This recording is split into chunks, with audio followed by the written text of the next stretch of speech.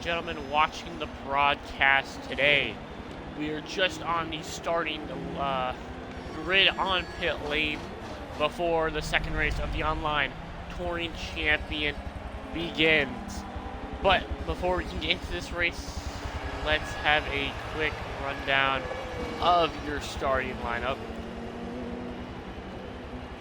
Caleb Buckner, Parker Ness, DiPizzo, Pharrell T. Gilhanen are your top 5 in GT. Top 6 in GT. Miniker, Reed, Mazzelli Jr., Beazle, Iacovazzi, Raphael, Garrett Warden, Fountain are your top 15. Now for DP, we only have 4 cars compared to GT's 15. It is Garcia, Eastwan, Hanks, and Lonnebeck. Eastwan, if I'm not mistaken, is subbing for the moment. But let's tell you your points. So for DP, Hector Garcia leads 8 points over Hanks, 11 over Marasco, 14 over Cerullo, and 16 over Lonnebeck. For GT, Vincenzo Iacovazzi has 9 points over Mazzelli, 12 points over Ness, 15 over Teague, and DiPizzo in the 4 is your first Porsche, your first ever manufactured. It's not a Lamborghini. 5th, 17 back. So a lot of points being able to be earned here at a very short track, much shorter than Daytona, about a mile and 1.2 mile shorter in length. Now, interesting circuit for Miami. We don't use turns 1 and 2, but we do use the banking in 3 and 4. Now, that will suit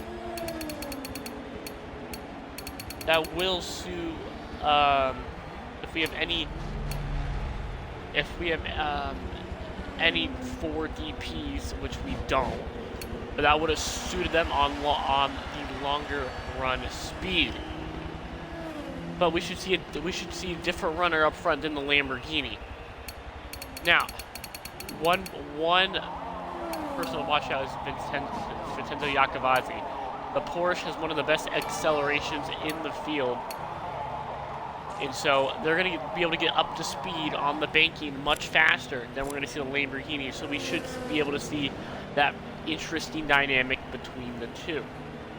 Guys to look out for that showed speed last week. I mean, it is very hard to pick one, but you got to go with a guy like Vincent DiPizzo for GT. He got spun out the first lap, was able to come back, and just on pure green flag speed, pass cars left and right, and go from last to finishing 10th overall, 21st to 10th, 11 positions all under the green flag after spinning. He was the fastest car at the end of the race, but again, results didn't show because of a mistake he committed early.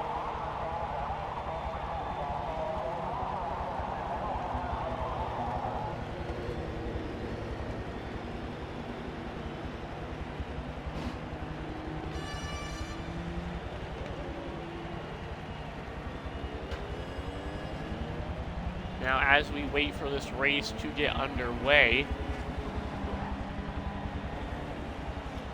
this is the second race out of 14 on the online touring championship schedule. Now, we are waiting for Mark Boop to come in.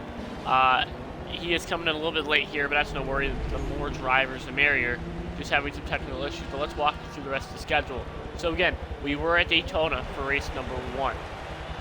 Now we're down in South Florida for Homestead-Miami, and we go back up right by Lake Okeechobee for the Sebring International Speedway. First 3 races are in Florida. Then we head all the way out to California from Laguna Seca to Texas for Circuit of the Americas, up to Wisconsin for Road America. We go to the famous Indianapolis Motor Speedway, and then we end off in New York at Watkins Glen International. Then that's when we go overseas. The Autodrome Nacional, Monza, Hockenheim, the Nürburgring. So 2 German tracks back to back, and then we go to Le Mans Circuit de Sarthe and Road Atlanta. Hoping I said those names right. I really do. But that's a 14 race schedule, and we break it about even on tracks overseas and tracks in the US.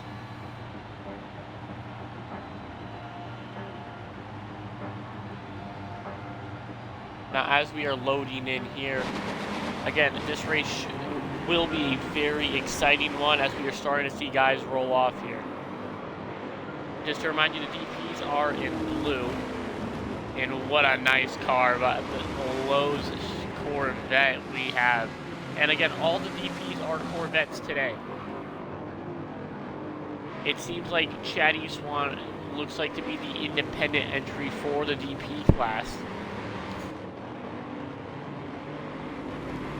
As these guys are just kind of warming up their tires for this first lap, getting ready to go.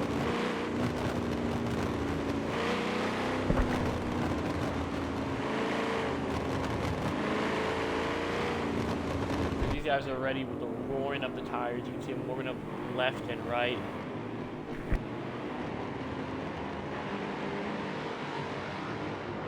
And we should be ready to all around get ready to go.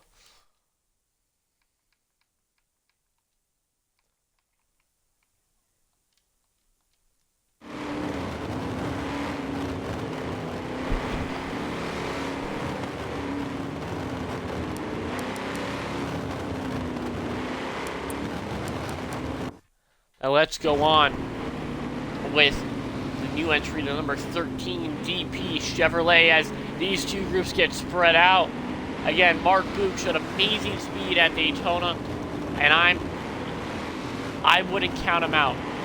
He had issues that brought him out of this race, and we're gonna have to run 53 laps down here in Miami-Dade County.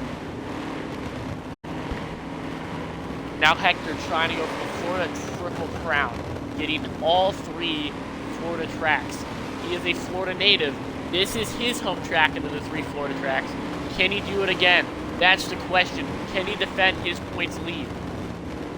Answers for GT class. Yakavazi is not seemed like a true championship contender. He was running second, but a lot of guys around him had issues, and he kind of walked in that position. That's the question of surfacing around him right now. Can he back it up? Is what we see is truly pace? Well, here comes Hector Garcia. He's going to get ready to go green this time.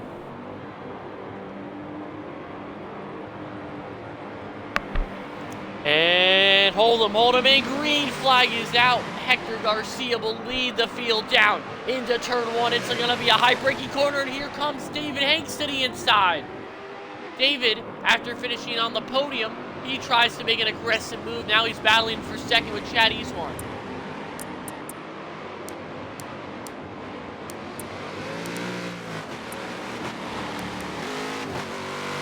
Hector Garcia out in front in that Twitch Corvette.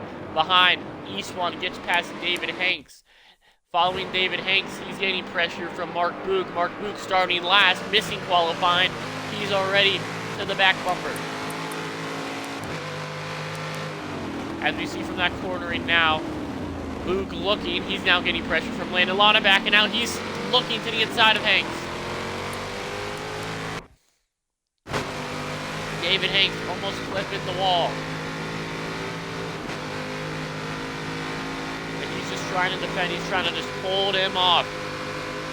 And this is where we pick up the most speed. Heading into turn one, Chad Eastwan really putting the gap on David Hanks now.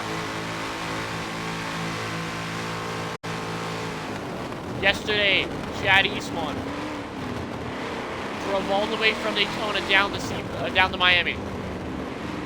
Sebring's next week, but he drove all the way down, almost winning, just coming just short last night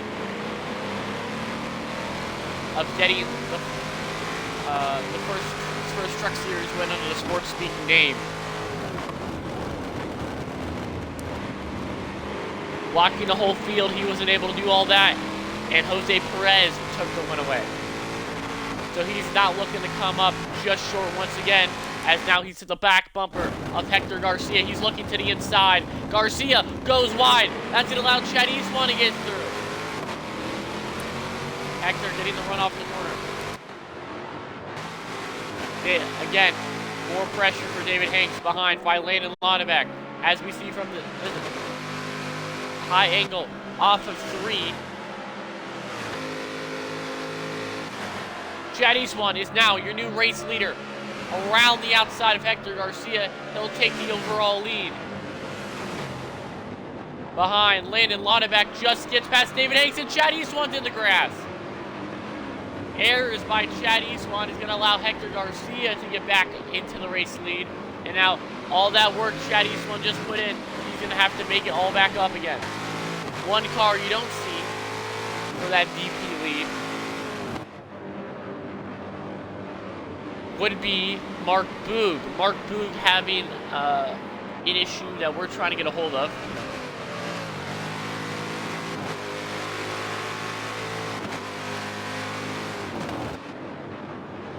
And now Hector Garcia again being tracked down. Mark Boog having issues in the Hector Garcia goes off. New leader Chad Eastwan.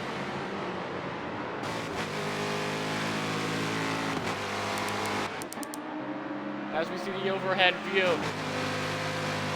Chad Eastwan again made an error. Then Hector Garcia made an error, and they've just been going back and forth, back and forth. But now Chad Eastwan has really put the gap on Garcia, and that's going to allow Lonnebeck to try to strike. Now what can Landon Lonnebeck do? Goes a little bit wide. He's going to cut back in. And now this infield section is very tight early on. Now, hard braking zone up here. Very hard.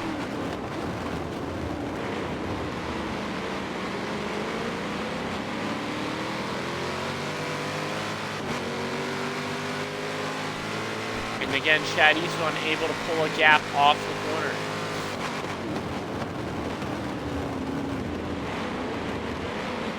Off of 8, run down the back straightaway.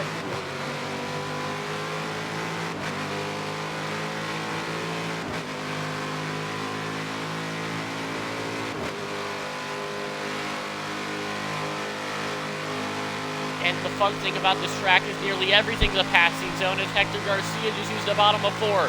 Huge advantage with Chad Eastwan having the run off the top lane. He's going to look to the inside in corner number 1. Made the pass in 2, now uphill 3. Chad Eastwan really sends it. Little contact, now the downhill portion. Long right-hander for 4. Little bumpy, Lonnebeck decides to back out of it. As we are in the onboard for Landon Lonnebeck. This DP battle can't stop, and David Hanks just goes right by. Now Hanks looking to the inside, makes a little bit of contact with Eastwan, that's going to get loose off the corner. Now Lonnebeck can make the move from the back out of Hanks. More run. More Lonnebeck than expected. He's looking to the right-hand side of Chad Eastwan. Now can Hector get this corner down? This corner's been troubling him in contact from behind. David Hanks playing a factor there. He kind of shoved Lonnebeck into Eastwan, and that's going to allow Lonnebeck to be in the second position. But we've been talking a lot about DPIs. Let's check on your battle between Parker Ness and Caleb. And it's just really gotten spread out. Now Caleb Buckner. Really disappointing story for him. Now Caleb Buckner really, overall, just had a really good race at Daytona. And he had issues with 3 laps to go. He's trying to prove, okay, I know where I would have finished. This put Buckner last in points. But he is determined in the next 13 races to get that back, and he's showing it right now. Buckner leading over second place Parker Ness. As for your points leader, Yakabazi, well, he's sitting P3 for the moment. All by himself, only Wesley Verne in his rearview mirror. The question is, can Yakabazi back up his win at Daytona? What that many of the drivers in the field are saying he lucked into. He didn't deserve it anyways, but you know what I say? Jacobazzi was there when the issue occurred, and he was able to place himself into a position where he could win the race after Buckner had that issue. Where was Parker Ness? Where was Luca Maselli? Those guys were about 20 seconds further back of Jacobazzi when the incident occurred. And they were your second and third place finishers. As the brake rotors are bright red coming down the back straightaway, all the way to this run to corner 3.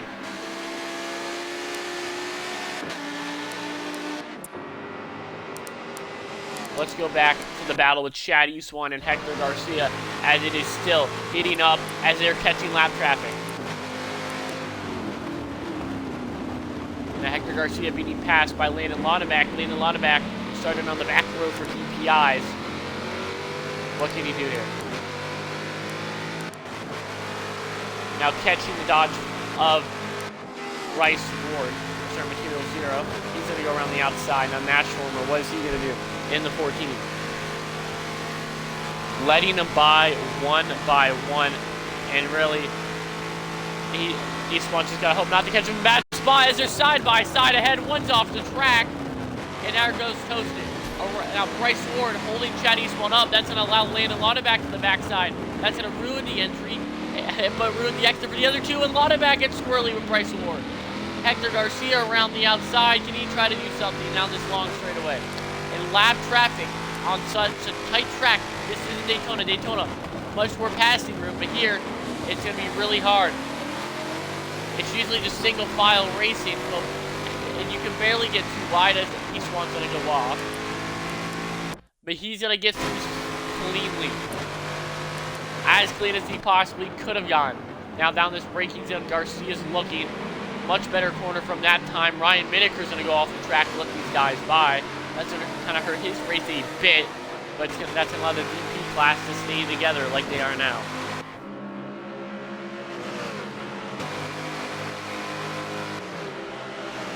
Again, Chad Eastwan racing as an independent is really showing that he deserves to be signed to a team this season. As for the 70 and 88 for PAO Racing,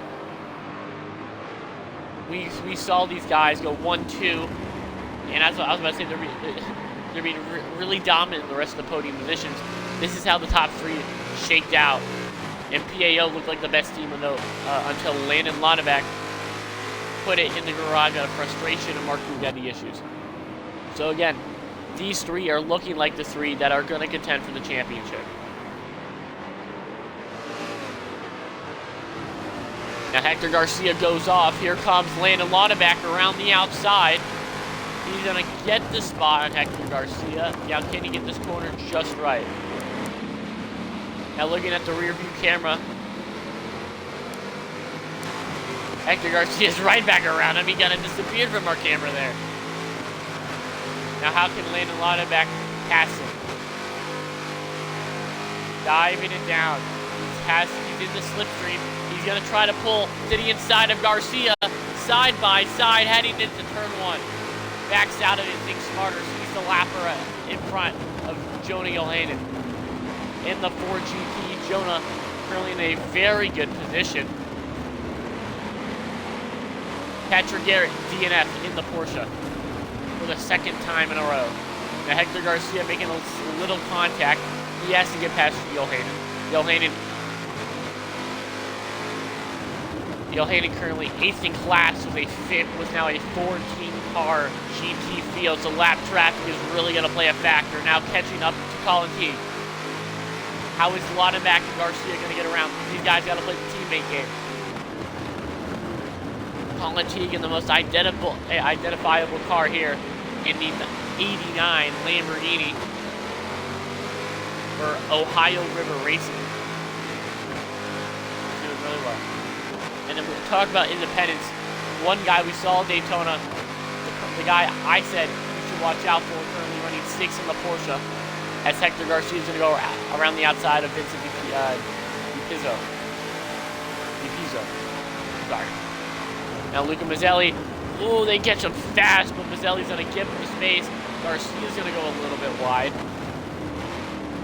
Because we're still on board with Laudenbach.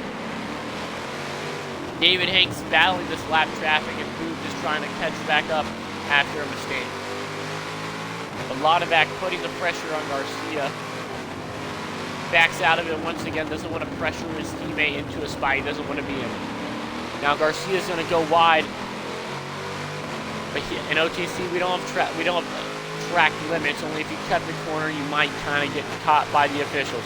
Now looking to the inside, Laudenbach backs out once again. Now a battle heating up in front of Chad Eastman. Let's go on with him. How is he going to get by these guys? Around the outside of Wesley Burr. And your Daytona winner, Vincenzo Iacobazzi, is going to go around the outside of him. And now it's much more cleaner for Chad Eastman. This is what he likes to see. Only has to go past 2 more VPs to get through them all once and lap them all once. On lap 13 out of 54, this race has gone by quickly. Oh, hey, Chad Eastman's going to spin. Hector Garcia is going to use this to his advantage, but Iacobazzi's in the way. So got to get slowed down from Iacobazzi after Chad Eastman got sideways. Eastman, what a save by him, a miraculous save. But now it's just time to just run qualifying laps. If you're Chad Eastman, let's look at the helicopter cam for this. And again, beautiful corner, but for Hector Garcia, but he just has to keep doing that every single lap, as now we're catching Parker Ness. Now you can see your top 2 in GT in one picture. Ness, after finishing 3rd at Daytona, showing pace back on the podium spot. If he were to finish where he is now, him and Iacobazzi, would still have the lead by but only a few points. So Ness really showing that he can make a run for this OTC champion as a previous champion of OTC. And he's going to go off Hector Garcia. Just getting too much bite from the punch.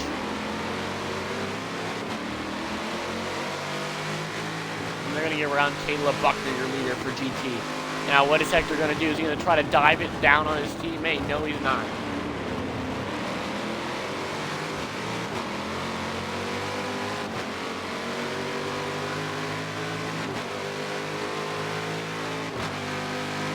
Now a huge gap between 7th and 8th in your GT class.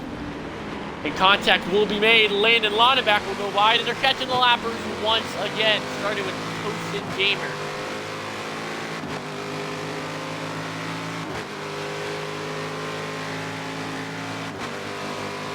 Or as people know, Shep found. Now Shep's going to let the leader, Chad Eastman, by. I'm not sure if he really wanted to let Eastman by, but he's going to have to off a pace. It's a little bit loose. It's going to allow Garcia to try to get to his inside. No. He's going to get to the back bumper of Toasted. And, well, we saw that coming from a mile away. You're running last. You're holding up the VP, guys. Get out the way as soon as you can. That's all I can say. Now, Laudenbach gets right by Garcia. This battle for second place is continuing to heat up.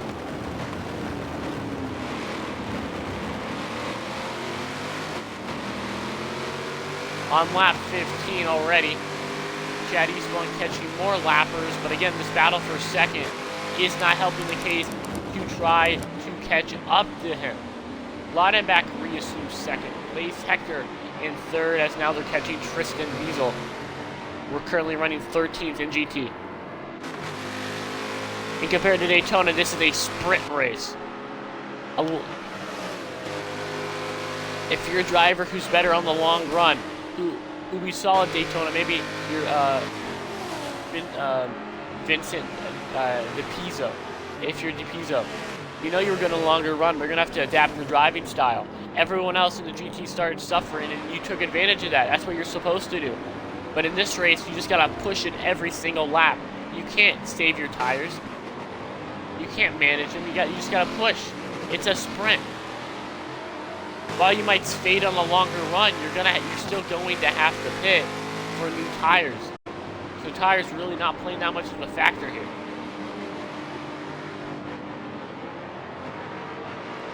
saving tires and able to go faster in the long run is only going to benefit you until everyone starts coming down. And you can't run it too long in this race because you're still going to have to pit.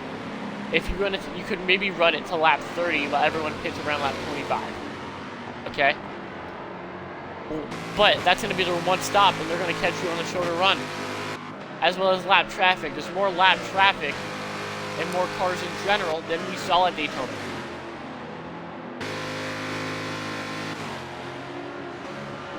More cars on a smaller track is going to use your tires up even more. So I just say push it now while you got the tires, and worry about your tires shredding later on, as Material Zero will go off.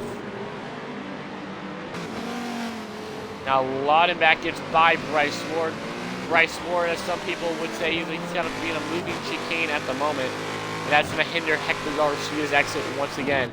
Tristan Biesel having an issue. Tristan Biesel having an issue. He will be out of this race.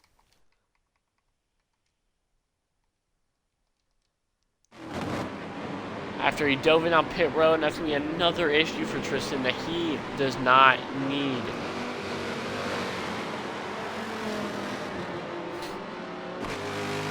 Now Hector Garcia is still running second, and Laudenbach, your leader. 2 cars out for GT. That will leave only 13 cars on the track. And again, Eastwan and Boog who's currently 4th, and Eastwan, who's currently 1st, running near the same lap times. Landon and Garcia, or Laudenbach and Garcia, are still running 109s, low 109s, while Garcia and Eastwan have, while Boog and Eastwan have dipped into the 108s. So if these guys want to catch, they've really got to stop battling for a second. They're just losing time every single lap.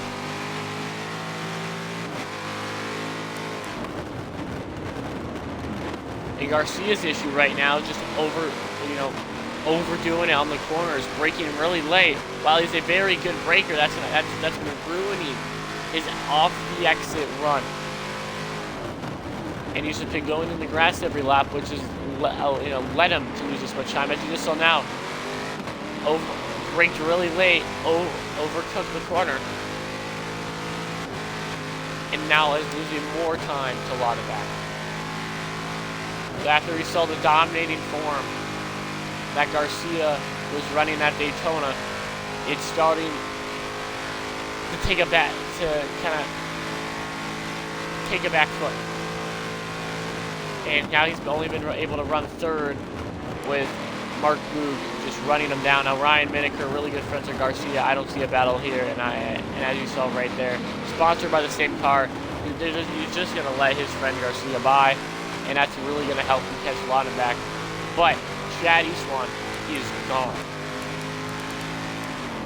But let's look at your second place battle on the racetrack for GP, and it's currently heating up as Iacobazzi has finally run down Parker Ness. Parker Ness, as we see, smokes the tires going into one over this rumble strips. Iacobazzi getting a little bit loose. Garcia and Laudenbach, again, still trading position, and that's really going to hurt him on time.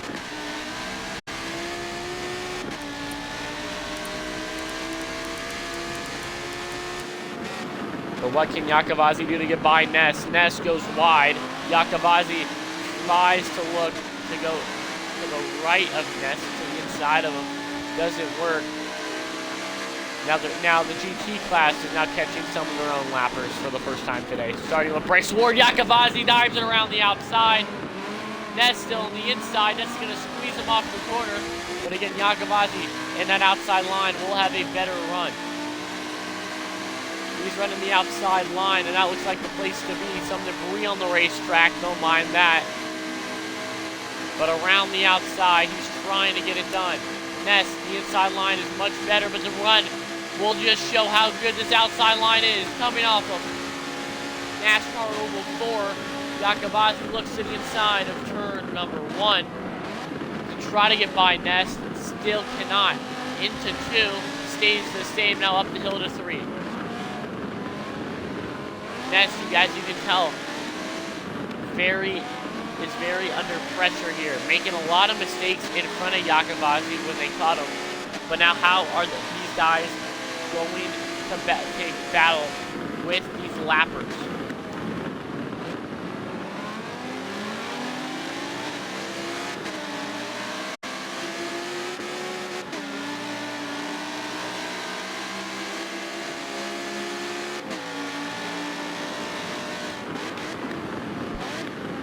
Hard braking zone for these two. Now that one of the second largest back straightaway in the road course, second longest straightaway, as Yakabazi is going to make a huge mistake that's going to take away all of his work he just did to catch Ness by going just a little bit wide off the corner.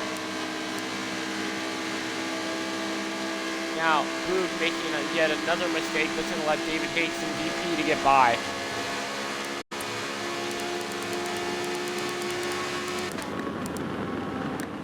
Let's go on with Mark Boog. Let's see him go by.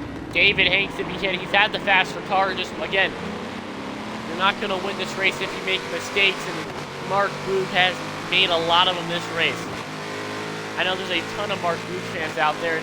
He's been the quickest consistently on the racetrack, but again, with him being the quickest, he's taking more risk to get that fast, to be that fast. And it's been really costing him in today's race.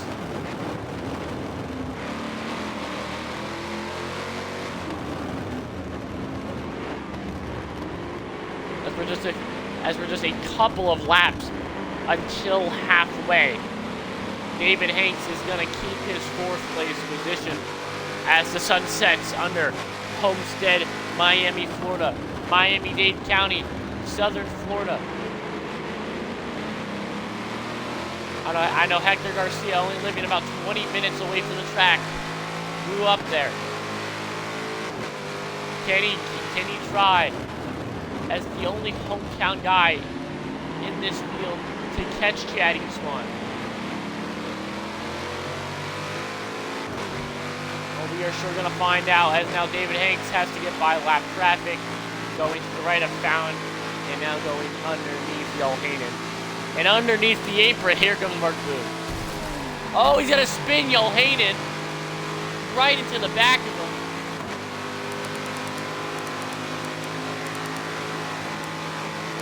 And that is just dirty. That is really dirty by Mark Boog. Yohanan running a decent race, just has to turn him.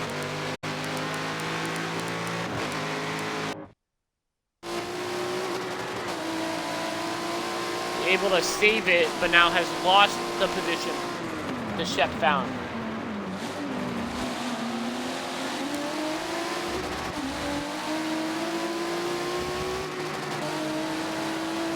Let's go back to your battle for 2nd place, as we've now hopped on Boog for a second. He's going to go off a bit, hit a cone.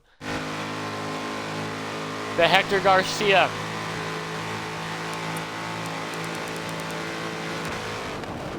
Able to gain away from Lonneback, and now he's starting to run back down Chad Eastwan.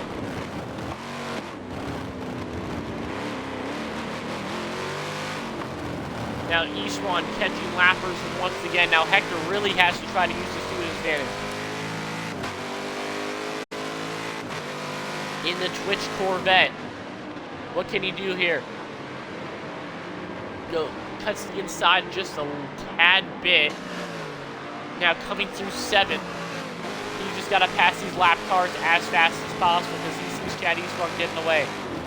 If he can catch these lappers in oval turns 3 and 4, that'll be the best possible way he can pass him. It's not going to affect his entry to the corner, his exit to the corner, like it's going to affect the Eastwan. But if he can just hold it to the inside lane here, comes by Bryce Ward, who's having a career day, he should be fine. And now catching up to 3rd place in class, Parker Ness. Lost the position to Yakabazi. Now Chad Eastwood is now working on Yakabashi. And those two tempers flaring yesterday in the Sports Week Truck Series opening race.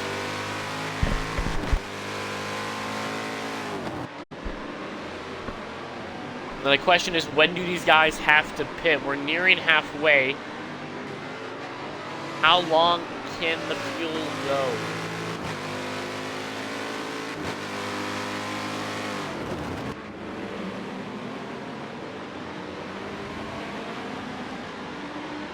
Now Chad Eastwood cuts it close between the two lappers ahead of him. Garcia around the outside of Yakabashi.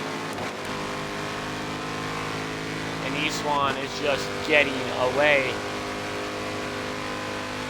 4/10 slower this lap. Eastwood was a second and 7/10 faster. And once it, oh, that's one very slow car there.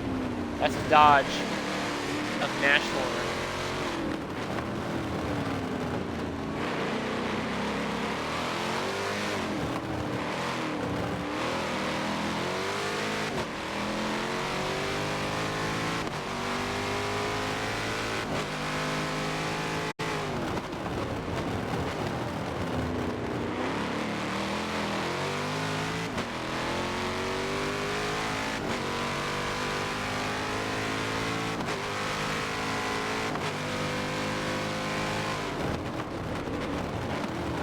Sorry, and as my dogs continue to bark, the laps continue to count down. The top three in DP, now there's no lappers ahead of them, and can Garcia put the pedal to the metal and try to catch up as fast as possible?